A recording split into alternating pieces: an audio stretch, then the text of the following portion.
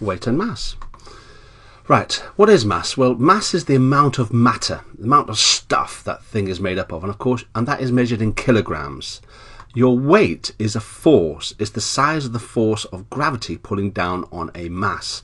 Now, this is not what you normally use in everyday language. You talk about your weight, but in science you must say weight is a force, and the unit is in newtons, and mass is measured in kilograms. That doesn't change. Mass doesn't change anywhere. Wherever you take it, it'll always be the same amount of matter, whether you're on the Earth or on the Moon, but your weight does change depending on where you are in the universe. There's a formula.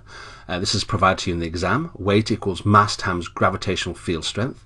And the units are, weight is of course newtons, mass is measured in kilograms, and gravitational field strength can be measured in meters per second squared. Now, the value of gravitational field strength on the Earth is approximately 10 meters per second squared. What that means is that every second, 10 meters per second is added to any object that is falling freely. There's a formula put in a triangle, W equals mg, and that's what it looks like in a triangle. Right, here's an example. Try to work this one out. What is the weight of an object? Use the formula there. You can pause the video now if you wanted to. Example 2, what is the weight of a 100-gram apple? Again, you can pause this here. Try to work it out. Pause.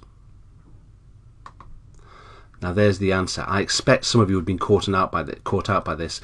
If you notice, the 100 grams is the mass, and you always measure mass in kilograms. So you choose that 100 grams into 0.1 kilograms. There's 1,000 grams in a kilogram. The word kilogram means 1,000 grams.